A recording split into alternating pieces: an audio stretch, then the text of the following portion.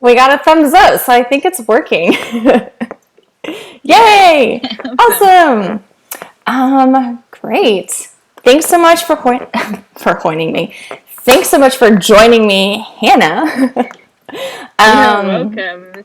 Yeah, where are you in the world right now? I'm actually in Germany, but I'm living in Austria. I'm just visiting Germany for a couple of weeks. Okay, nice. Where in Germany are you? Um, I'm not really sure. A really small town. A Okay, really small town. I guess the closest city is probably Gießen, which is close to Frankfurt. So somewhere in the okay. middle. Somewhere around there. Yeah. Awesome. Where are you right Um, now again? I'm currently in Oklahoma City at my sister's house, then I will be headed back to Fort Worth, Texas next week. Nice. So, Awesome. kind of middle south of the US. I think I'm like middle south of Germany. Yeah, yeah, middle south. Sounds Same. good. Same thing. Well, I am so excited that you are joining me today. I have absolutely loved doing my interview series, and this is the first one we're doing live. So thank you for being the guinea Woo. pig with that. Woo! Oh, you're welcome. This is my first YouTube live too, so I know. I was like thanks so for both happy of you that. were on board. I was like, if anyone, Hannah would probably do it.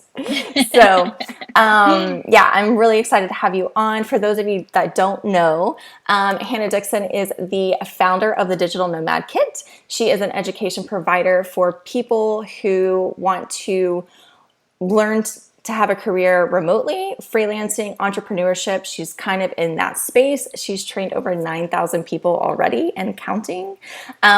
Actually, I saw your post this morning online about how many people have already signed up for the challenge next week. How many was that? Yeah, it's now at like 1,200, which is Oh my crazy. gosh. Yeah.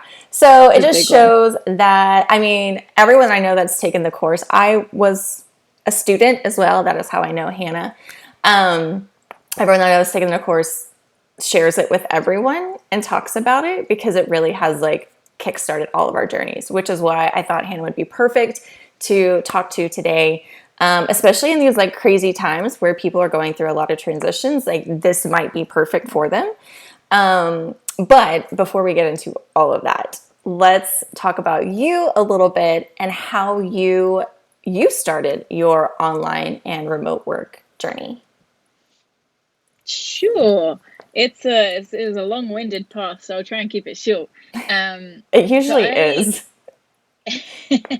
Yeah, I think so for most people. Um, so I started traveling 12 years ago. And for me, I don't know why, but when I was a kid, even I used to sit in the library at school when we first got computers. I'm showing my age there. We first got computers, and I was like, "Wow, this is mental." And I was like Googling like the best beach. I don't know if it was Google or what it was back then. I was search engineing all these like beautiful beaches around the world, and I just got like lost in this, like, because I was like a really introverted, quiet kid, and I just kept to myself. And I read books about different countries, and I will use the internet to like research the best beaches. That was my thing at that time. And yeah, I just got the travel bug really early. I went on my first solo trip at 16, and just around Europe, and I caught the bug, and I was like, this is what I want to make the priority in my life. I need to keep traveling. I need to move. I love this. Like, I felt alive, and I felt more myself than ever. And so, yeah, I've been traveling for 12 years now consistently. And when I first started, I didn't work online at all. What I would do is I would go back to the UK, which is where I grew up, and I would get like a temp job and, work for 8 weeks or something, and then bugger off again and start traveling. Um, and I did that for a long time. Then I moved into using Workaway, which is like a help exchange platform, Mm-hmm. work exchange platform, like woofing, I guess. Um, and I worked on farms. I worked at a circus. I did like random stuff for like 4 years, and it was actually there was like a moment where I decided I need to make money, and I can tell you that moment if you're interested. Do we have a little bit of time? Should I Yeah, tell go you? for it. All right, cool. I was in Italy, and I was on like a construction project. We were renovating like a 16th century house. It was really cool. I learned how to do plastering and stuff. And obviously, like, I didn't have many clothes. I've been traveling for 4 years, working on farms and stuff. And I had clothes that were kind of like, grungy. They were just like work clothes. Mm-hmm. And so I didn't care. I got like cement all over my clothes and stuff. And then years ago, I'd worked in fashion, and I had a lot of friends in Milan who had worked for the London office who have now moved to Milan. And so while I was in Italy, my friend said, "Oh, why don't you come visit us in Milan, and we'll go to a party tonight and stuff." And I arrived, and she was like, "What are you going to wear?" And I was like, "This." And she was like, "I literally can't see your shoes. They're just like mounds of cement." I was like, "Yeah, I guess I need new shoes." And she was like, "Let's get you some." I was like, "I don't have any money." Like, and I realized at that moment, I was like, I don't fit into the real world in any way. Like, I'd been living in this fantasy, and like I had so many cool experiences, and I don't regret that for a moment. I think I needed it. I was like dealing with a lot of trauma and going through some PTSD, and like I feel like I dealt with a lot of that in that time. But I was like, I need to like make money. I need to be able to afford like basic necessities like shoes. And actually, like I'd never even believed that I could be where I am today. I never even saw like, oh, I could make quite a lot of money and live like a really cool lifestyle and have the things that I want and buy new tech and do this stuff. And so at that point, it was just like, I need enough money to buy shoes, right? So I went back to the UK with the same intent of like, I'm just going to get a job, which I did. I worked in a bar, and not for very long. And I met somebody who worked online, and they told me that they worked in SEO. And I was like, I don't know what that means at all, but please tell me, because working online means I can do that from anywhere, right? That was the only thing. I was like, ding, ding, ding. So she taught me everything she knew. SEO was not the path for me, but I did learn a lot through that. We started a company together where she did SEO and web development, and I kind of did like a little bit of the correspondence, like the emails. I learned how to use Twitter. I was like finding clients on Twitter. And by default, I kind of became a virtual assistant through that, because the clients didn't need just SEO and web development. They were asking like, oh, I need someone to manage my social. I need someone to do this. So I was just saying like yes to all the things and being like, I've never done it before, but if you trust me, and I'll learn on the job. So I started getting my first clients like that. And then we dropped the SEO company, and I went full time as a virtual assistant. So that was like my long-winded path in that. And we moved straight to Budapest after that, and yeah, just went up from there. Yeah. So you kind of fell into being a virtual assistant. Was that a term that was already being used, or was it kind of new? I think it was being used. I wasn't aware of it until someone told me that that's what I was doing. Okay. In the same way that I wasn't aware of the term digital nomad until I got into the community and was like, oh, that's what it's called. Right. Yeah. But yeah, I was just doing before knowing that it was a thing, I guess. Yeah. Isn't that how it happens? You're like, I'm the first one. And you're like, no, there's an entire community. Yeah, there's already people out here. Yeah, exactly. So you were a virtual assistant, and you did that for a really long time. And then at some point, well, you kind of hybrid. You were doing it and teaching others how to do it. Yeah. And now you just mainly teach people full time, correct? Yeah. Yes. So how did that come about? How did that transition kind of happen where you decided that you wanted to teach other people to have this like freedom lifestyle? Yeah. So I kind of fell into that too, if I'm honest. What happened with that was when I discovered that digital nomads were a thing, I was very excited. And I don't know about you, but when I first started looking into it more, the more I like Googled digital nomads or was trying to find communities, they only seemed to represent one demographic, which was sort of young white men. And I'm a queer woman. I'm a woman at first. I'm a queer woman second. And I was like, well, I don't see anyone like me out there doing this stuff. And like, I don't like, a lot of them were like, had these big extroverted, personalities. And I was just like, I don't feel like I have people in this space. And so I created a Facebook group, which I don't remember what it was called, but it was like Digital Nomad Kit. And I just used the name without knowing like anything. Like I didn't intend on that being a business. It was just the name. Actually, I did have an idea of like creating like an affiliate thing of like kits that people could buy, but that's long gone, that idea. But I started the Facebook group mostly to try and attract people who were a little bit more like me. I wanted to see more women. I wanted to see more queer people. Honestly, just more like introverts and weirdos. Like there seemed to be a very like polished look with the whole digital nomad thing at the time. And I created, a group of a lot of cool people. And I was, full-time virtual assisting at that point. And I was sharing my journey. I was like, oh, this is my journey into becoming a digital nomad and working remotely. And I was sharing my wins. I was sharing my successes. I was kind of starting to help a few people in there. And I got to a point where in my VA business, I was earning, at the best, I was earning 10 grand a month sometimes with like, at the minimum, I was making 5 grand a month. So it was like very consistently 5 to 6 grand a month. and some months it'll be a bit higher with launches for my clients. And so when I was sharing those numbers with people were like, that's not usual in the VA career. And I was like, oh, isn't it? Like, for me, it was so obvious. It was like, that's just how I'd grow my business. And then I realized that actually I probably had a lot of skills from back when I worked in fashion, because I worked in PR and I knew networking and I knew how to network really well. And so people were like, well, you need to show us how to do this. And so I was like, I'm going to create something. And the first thing I created is actually the challenge that we'll probably talk about today. I created a 5-day course, and I created it in the moment, on the day, every day of the 5 days.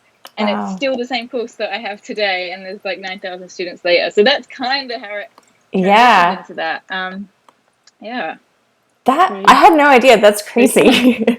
And I mean, it was pretty cool. But I think it also shows that, like, when you have an idea and it's a really valuable idea and you're excited about it, you can create, you know what I mean? You can kind of create on the fly. And like, you've obviously improved and honed the challenge over time. I don't even think it's exactly the same from when I took it, which was in 2017. Tweaking it here and there. Yeah. So, I always, like, when people always ask me how I got into it, I'm like, well, I was trying to test to see if I could do this whole like solo travel online work thing. I went to Europe, did my first solo trip, and I was like, great, got it. I can do this.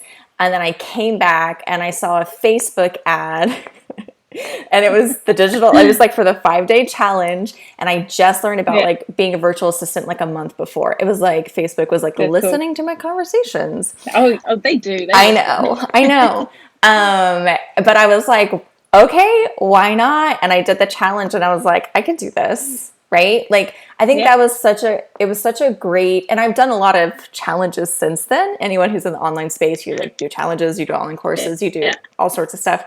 I still think it might be one of the best challenges I've ever done because of the like, you're welcome. Thank you for creating it. Because I just think it gives a lot of really practical advice, and you know within that week if it's something that you want to do or not. And we've talked about this before too, like, you can teach anyone, but it's not for everyone, right? Yes, absolutely. So why don't you, since we're talking around the challenge, why don't you talk a little bit about the challenge and kind of like your intention behind it and kind of like what people would get out of it? Yeah, sure. So definitely piggybacking off what you just said, it really is designed to kind of figure out if it's a career path that you want to take. That's not the main purpose of it, but that is something that comes out of it. Is like you'll be like, hell yeah, I want to do this, or hell no, this is not for me at all. And that starts like on day one. So on day one of the challenge, we actually start looking at, and I think this is important, that a lot of people think that being a virtual assistant means you need to have tech skills or coding skills, or you don't need any of that. In fact, whatever you have already, you need to bring to the table. And that's what we help you do on day one. So we're not reinventing the wheel. We're using what you've got. We're dragging it out of you and saying, look at these skills you already have. Here's how you can start applying them and making money with them online. And that for me is the most powerful part of the whole challenge. I think it's that aha moment for people where they go, oh, I can do this. And I do have value to bring to the table. And I do have something I can sell. And I think it is really important just to note on that point as well, that being a virtual assistant literally means assisting someone virtually, right? If you ignore any of the preconceptions you have about what a virtual assistant is, you're essentially just helping someone in their business. And if you think about that, the scope of what you can do is pretty much endless. So it's very likely that you have skills that you can bring to the table now. And so, we help you figure out what those skills are, who might start paying for them, where to start finding these clients, and potentially maybe even getting a client. Now, some people, not everyone, I'm not going to say like you'll definitely get a client, but a lot of people do get clients as a result of taking that, whether it's that week or within that month, implementing those same strategies over and over. People do find their first paying clients from knowing nothing about what a VA is to being like, oh, hell yeah, I'm a VA. I think a lot of it is mindset stuff as well. I think we've been focusing on that a little bit more in the last couple of challenges. I'm not sure if you've seen how we changed it the last time, but I realized that, after training that many people, you start to realize what the main hiccups are and the main obstacles are for people at the beginning. And a lot of that is mindset. And I think like the whole mindset thing is overplayed, but it's true. It's so true. And I think with being a VA, it's moving out of a mindset of being an employee to being a business owner. And I think for virtual assistants specifically, that's quite a difficult one because you have this label of being an assistant, right? So you feel lower. but actually you're a business owner providing a valuable service and expertise to someone, and you have clients, so you're a business owner. So we talk all about, making that switch mentally. So a lot of people, having jobs where your salary just gets paid into your account. It's not spoken about. You don't talk about money, right, in the real world. But when you're a business owner, you have to talk about money. You have to talk to, sell yourself. You have to tell people your prices and, that kind of stuff. So we talk all about that. It's all the stuff that you might be worried about that we're like, here's all the ways to not be worried about it. Go out and get some clients, and people do. Yeah. So really cool. I dropped a link in the comments. It's also in the video description for the 5-day challenge. So the next challenge starts on Monday, and you have to do it while it's happening, although you do offer it a few times a year. But the next one is happening on Monday. So if you are interested, and even just, it's free. So just checking out, seeing what all this is about. If you've never heard of being a virtual assistant, if this is brand new, I highly recommend it. And that link is in the comments, so you can go check that out. Awesome. And then the other thing that we'll touch on is you have the challenge, but then that also led into an online course. And so after I finished the challenge, I also purchased the online course, the Digital Nomad Starter Kit. Do you want to talk a little bit about what is in that as well? Yeah, sure. So obviously you can take the challenge. It's free. It's not mandatory to move into the next stage, but a lot of people do as yourself. And what it is, it's a full-blown course, a more comprehensive course on getting your business set up. And what we really focus on, again, after training so many people, I still feel like this is like the right thing to stay focused on, is we don't talk so much about the how to do the things, because you already have stuff and you'll learn on the job. It's more about building a business, because it really is like how to invoice people, how to take payments internationally, how to do contracts and terms and conditions, and how to manage your day. And a lot of the basic tools are covered too, like Trello and Slack and all that kind of stuff. But we focus on building a business. And I think that's what separates us from a lot of the other VA trainers out there, is that they'll focus more on like the how to do the stuff, which you'll learn on the job anyway. We do cover some of it, but we heavily focus on, client acquisition, client retention stuff, client happiness stuff, your happiness in the role, discovering why you're even doing this, lifestyle goals, money goals, and then just actually the structure of your business. So that's, I think, the stuff that people don't have when they get started. And then they'll get started, they'll get a client, and they'll be like, oh my God, I don't know what do I do? They haven't got the foundation set. So that's why we call it the VA Starter Kit. It's everything to get you started on the right track, to make sure that a years down the line, you're not going to be like, oh, where did I go astray? Like, I'm struggling. It's really to set you up for success long term. And it does come with a support community, which I think is really cool. It's really active. We have co-working sessions together. We have in-person meetups. We have Zoom sessions, Zoom socials, where we just hang out and chat, so you can be connected with other VAs. And you can there's live Q&A sessions with me too. There's loads of stuff in there. It's good fun. Yeah, it is. It's still, even like, what is it, almost 3 years later, like I still pop into the group. Like, I still see what's going on. I still post. Like, I don't know any other Facebook groups, communities that I still do that. After 3 years. That's a testimonial right there. Yeah. No, but also you just recently posted a job in there. That's another thing. There's a lot of job sharing going on in there. If something's not a good fit for you personally, people are posting jobs in there, or if they want a subcontract, or if they need someone for their client. So there's also lots of opportunities in there too. Yeah, I've gotten add to that. Yeah, a couple jobs, and I've posted things, and other people have been able to do it. So that's really cool. Good, like, small networking community almost. Like, it is a community, but it's also kind of networking, and it's been fun, like seeing people on LinkedIn, and I see their Facebook pages, and I'm like, oh, I know them. Like, it's kind of sweet. Yeah. Do you actually, that was one of the things I wanted to ask you about, was sort of that community building part of it. So you've mentioned a couple times you've fallen into being a VA, you've fallen into teaching others. Did you fall into building a community, or were you, at some point, did you become really intentional about that, and kind of, how did that evolve over the last, 5 or 6 years? That's an interesting question, because I feel like my entire life I've kind of created community around me, even though I'm a massive introvert and really need my space. Somehow I always create like a lot of people around me. And like, healthy ways where we were sort of networking and helping one another. And that was like before even working online, I did that in person as well. In fact, I think it's funny, and I did a talk a couple of years ago on embracing your weird, and I don't know, you probably know about that, but I talk a lot about like embracing your weird and like, you know, just like letting your freak flag fly. I'm big on that. So I feel like I have attracted quite a lot of people who are like in fringe sort of subcultures, and I think that's really cool. It's like really diverse. It's actually a joke. Like my friends always say when I was young, like you always attract weirdos, like really cool ones, but weirdos. And I'm like, yeah, like me then. That's awesome.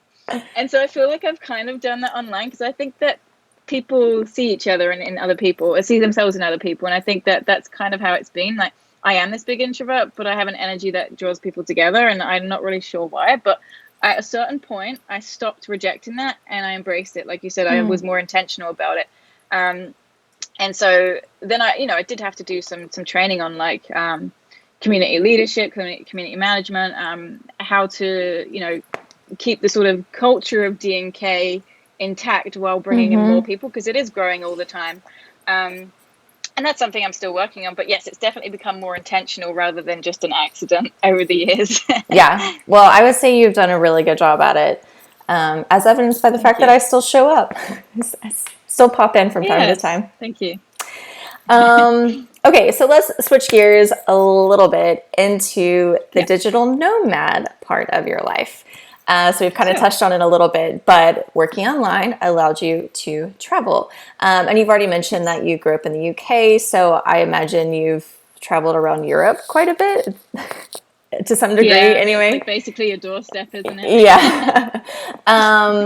But one of the things, and I don't know about your early travel history, but one of the things since I've kind of known you is you've taken on what I call a hybrid model where you're traveling, but you stay in one place for an extended period of time. So like you were in Bangkok for a year or more. Yeah. So can you talk about like, because I think this is another thing that we don't talk a lot about in the digital nomad community. And like you said, it gets very like glossed over online. It's like this perfect life. I'm in a new place all the time. But like I like to travel slow. You travel even slower. And so I think it's important to show people like that there are different ways to do it. So you can, how have you decided to be a digital nomad? Yeah, I think it is an important conversation, because I think that people, when they first come into it, think that there's a way to do it. There's like no way to do it. There's like however feels good to you, right? So when I first started, yes, I was traveling a lot faster. Yeah, it was different because I was doing obviously the workaways, and I moved into having a business. And so I think it naturally slowed down then, but it was still pretty fast. Like I was spending like a month somewhere, then a month somewhere, a month somewhere. But like, you know, completely different side of the world, you know, it's tiring. But you know, I saw a lot of cool things, met a lot of cool people, had to say goodbye to a lot of cool people.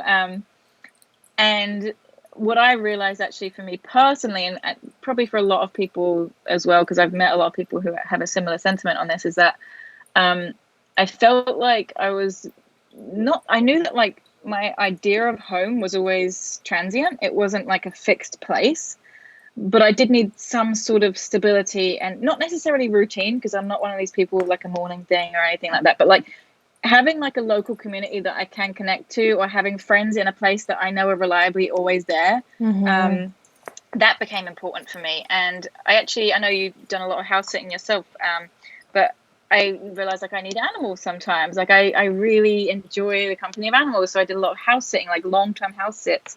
And yeah, like the Bangkok thing, for me, it was like, there are certain things that I need to feel comfortable, and it's okay to want those things. And it's not like not cool because you want them. And for me, it was like, I want like a certain level of comfort, which is like, I would really like aircon in my place. I would like to be high up. I would like a nice view. I would like access to nature. I would like animals, and I would like friends, and I would like a community, and gay friendly. And like, there was a lot of things actually. When I started that is a long list. And I was like, like, I've deprived myself from a lot of things that make me feel me. And so it's all well and good, like integrating to other cultures and like being a part of that. But when it comes to like what makes you feel alive and what makes you feel most you, that's what I was missing. So I slowed right down. Bangkok had a lot of my things, because I could always head down to the islands. I had a beautiful luxury condo, high rise, like beautiful swimming pool, community, like everything was there. And it wasn't overrun with nomads. That's another one that's important to me. It wasn't Chiang Mai and it wasn't Bali. Yeah. But it had the climate still. Yeah, and so slowing down definitely allowed me to start looking at some of my stuff. And when I say stuff, I mean like mental health stuff, because I have a theory, might not be correct, and maybe I would be curious to know what you think. I think a lot of nomads have mental health issues, actually. Not necessarily severe ones, but I think there is something in us that draws us to like not want to be a part of normal society. And sometimes that needs looking at, I think. And so for me, there was like a lot of, like I said, I struggled with PTSD before, and I felt like I'd sort of somewhat overcome some of those symptoms, but they were still there underlying. I had a lot of like abandonment issues. I had issues like feeling like people didn't love me or want me. So it was like when things started getting real in a location, I would move on. Or when things started getting too close, I would move on. If people started inviting me to their house, I would move on. Like, oh, no, we don't do that. But then I was like, I need that. That's all I want, is to be like embraced by a community, which is actually maybe why I do this online too. I think that sometimes I've sort of found that online as well. But then I was like, I need to find this in real life. And I'm not saying that's the case for everyone, but I think there are different reasons that people go slower. And I also think just for work, it's a lot easier to be slower and be in the same time zone for a while and have a routine. Yeah. But yeah, I think that most nomads do slow down at some point. That's kind of been my experience too. You kind of like hit it hard at the beginning, and then you're either tired, you do want to focus on your work, or like you said, changing priorities. And I think that's where it comes from, people feeling like they're doing it wrong, which there is no right or wrong way to be a nomad. Like Hannah said, it's just whatever works for you. And I say this all the time to people I meet, because maybe you do need to slow down. I actually wrote a guest blog post about digital nomad burnout, because even after a year and a half, I was experiencing, and I had started traveling slowly staying in one place for a month at a time, a month or a little bit longer. And the blog owner, she read it and she was like, this is exactly how I'm feeling right now. You know what I mean? Like it's not talked about enough. And I do think, like you said, I do think there are more people who experience it. I started doing a lot of mindset work. Once I started traveling, especially doing solo travel, because I think that's the other thing too. A lot of people do travel solo. When you spend a lot of time by yourself, you don't have that community the same way that you might have if you were living in one place. A lot of things start to come up, and you have to really deal with it, or you just move on, which I think is what a lot of people do too. And I also think that just having, I don't think we realize how much we rely on other people until we do that kind of thing. Because then you're like, oh, everything's on me. Like every minute decision is on me. And not necessarily that it should be for a thinker. I think it's character building to have that experience. But I think at a point you go, you know what? This is what other people are for. And this is what I'm there for other people too, you know? Yes, I definitely experienced that by the end. I was just like, I don't want to make a decision. Can someone out, like, can you look up directions? Can you decide where we're going to eat? Can you tell me what bus to get on? Because that's the thing. Like, you can't even remember sometimes when you're moving around, like, where you even put your toothbrush. Everything requires mental energy to an extent that you don't have when you're living in one place. Because you start to go through the routines, like you have your commute, you have your bathroom setup, whatever. You don't think about how many things you don't think about until you get on the road, and you have to think about everything. It's so true. For me, that was kind of what hit me. That. Sorry, go ahead. No, that was it. Go ahead. I didn't mean to interrupt. I was saying that I have a friend. She'll probably be annoyed, but whatever. Her name's Beck. When I was traveling with my ex-partner, I did have the privilege of having someone else, having another brain there with me all the time to think things through. And while we were together, my friend was single and came to meet us in Mexico, and when Colombia, I think it was, and she arrived and she was like, where can I get deodorant? I was like, are you serious? Like, she was like, can you just help me find where I can get deodorant? I was like, are you serious? But then I had a pretty traumatic breakup in November, but I became a solo nomad, and I'd never done that. I've never been alone as a nomad. And then I was like, oh wow, I understand why she asked me where to get deodorant. Like, I'm so tired of trying to find out everything myself. And I didn't realize how difficult it can be on your own. I'd been privileged for so long to be traveling with someone. Yeah. Again, Yeah, there's just another way to travel. Travel together, travel solo, travel between communities. Like I think some people have started doing that too. And you've seen a lot more nomad communities kind of popping up, nomad co-working spaces, nomad trips, because I think it was a need that people saw in the community, and we're trying to find different ways to fill that. Do you, absolutely. I know you said you're staying in Austria for the time and everything, travel's kind of been halted right now. Do you see yourself traveling again in the future? Like maybe next year? Absolutely. I think that I'm definitely sticking to this slow travel thing. How I tend to do it is I'll get a lease for 6 months or a year, and then I will travel around that region. And sometimes like more than I should, because I'm like paying rent somewhere, but actually not living there at all. When I get the travel bug, it can last a couple of months, but then I just want to chill for a while. So that will probably stick. And that's what I've just decided to do while I'm in Austria, because I kind of got stuck here, which is not a bad place to be stuck whatsoever. Not at all. And it's great now that, Europe is opening up for other European citizens. So there will be a lot of travel within Europe, I suppose, in the next year.